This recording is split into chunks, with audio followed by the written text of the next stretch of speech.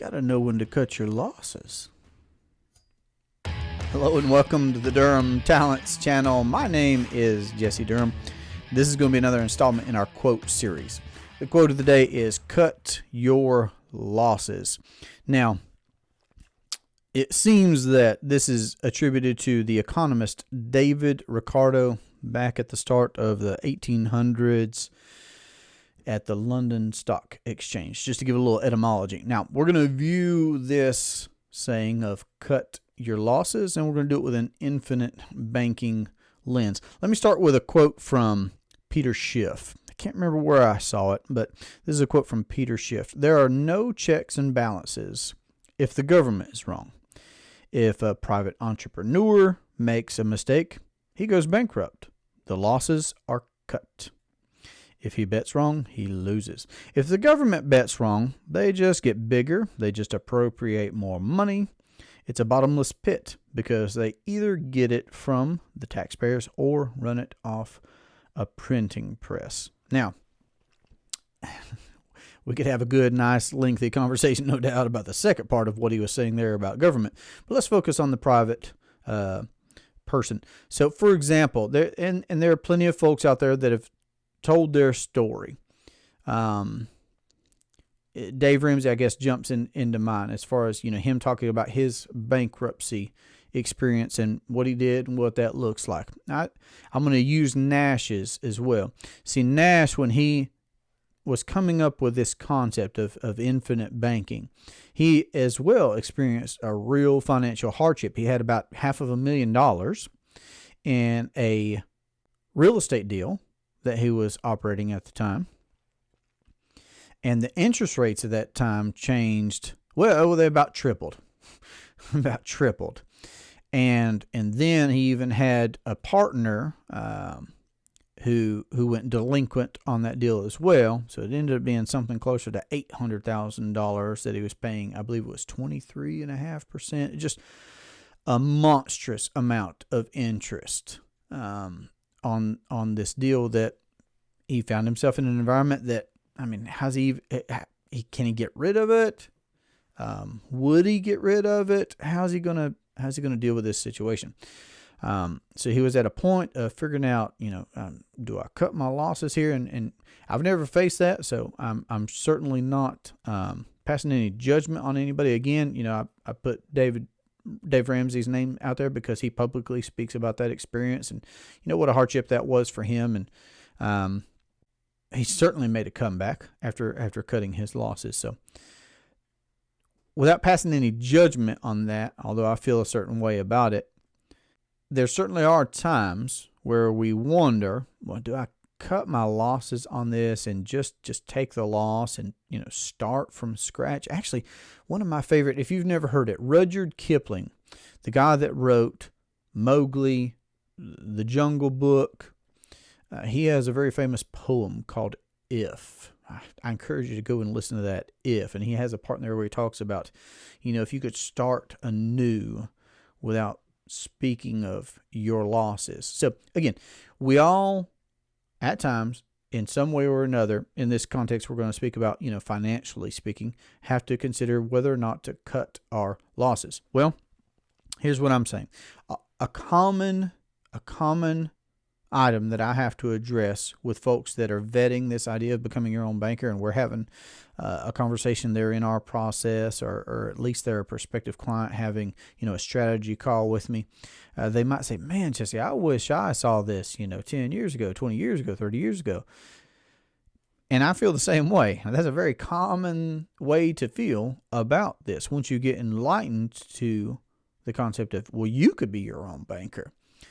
Why didn't I hear about this 10 years ago, 20 years ago, right? So again, in addressing that commonly, and sometimes I'll have folks they'll make that decision. It's regrettable, but to each his own. We have the free will to choose however we wish. I might have somebody say, I had somebody say fairly recently to me, they were in their 60s, best I remember off the top of my head. And they said, I've just decided I don't know that this is applicable for me. Something along those lines. And maybe I'll cover it in our question and answer series. I can't remember.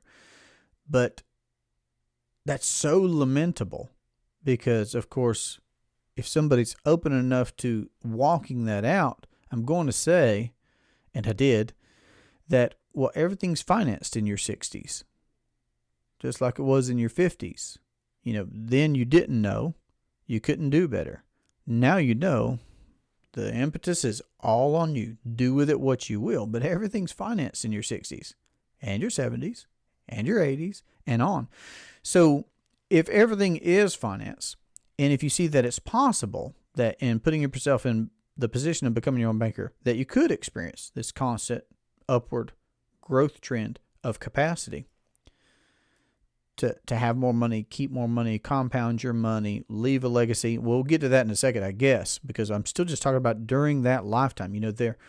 That's what we talk about are the living benefits of owning a properly structured whole life policy with a mutual company that pays a dividend, and building a system of those types of policies over the course of your lifetime, whenever it is that you happen upon this information.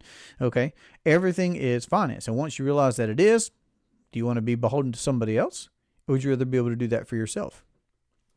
I'll leave that to you.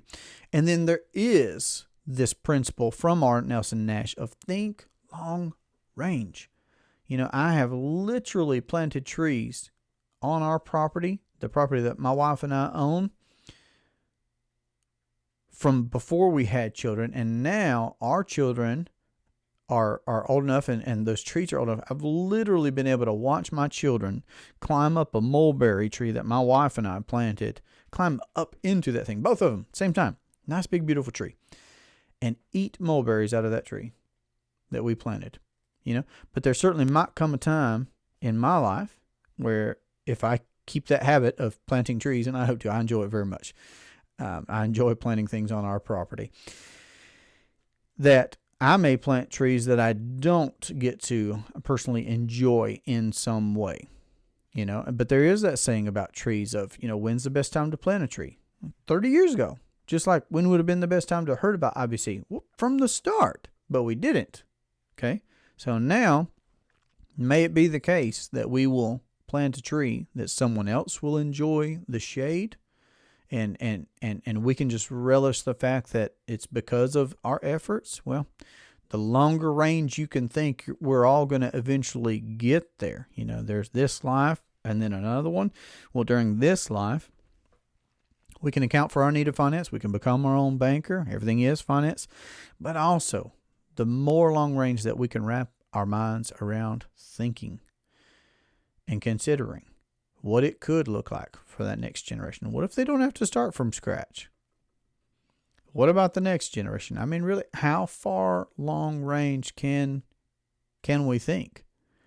It's a beautiful thing to consider, whether we're talking about planting mulberry trees or whether we're talking about building a privatized banking system to change the paradigm for the Durhams or for your family moving forward, what that could look like. But not having to walk right into financial slavery, be born into financial slavery from the start. So cut your losses. That's my suggestion. That's my encouragement, that you consider cutting your losses, whatever they might have been, in lots of areas. Okay.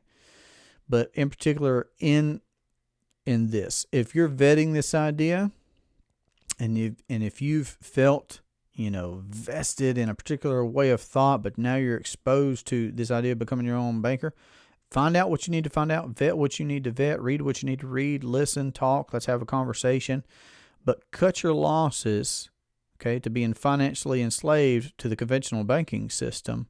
When you know what's going on, you'll know what to do. That's what Nash said. That's what I've adopted. Cut your losses and become your own banker. I've had experiences as well with the 401ks and the retirement plans, etc. And it's just such a different place to be, the one in control, the one with ownership, the one with access, from having cut losses from that conventional way of doing things. So I hope this has been helpful to you. If you'd like to have a conversation about how to implement the infinite banking concept into your household or your business or your investing, whatever it is that you have going on, then don't hesitate to reach out to 828-817-4223 or email durhamtalents@gmail.com. And we'll talk about how you could implement this process. So This has been a great pleasure for me. I look forward to our next conversation. Have a great day. Take care. You gotta know when to cut your losses. You gotta know when to cut your losses. Okay. What voice is appropriate? Yeah, you gotta know when to cut your losses. I'm telling you, I'm holding a machete. Tiene que ser un acento mexicano. You have to know when to cut your losses. Ese. You have to know when to cut your losses, ese. I can say this. I speak it in Spanish. Okay. Yo hablo español. ¿Vale? ¿Vale?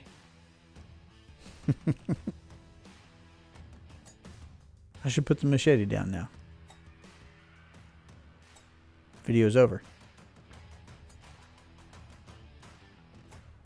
All right.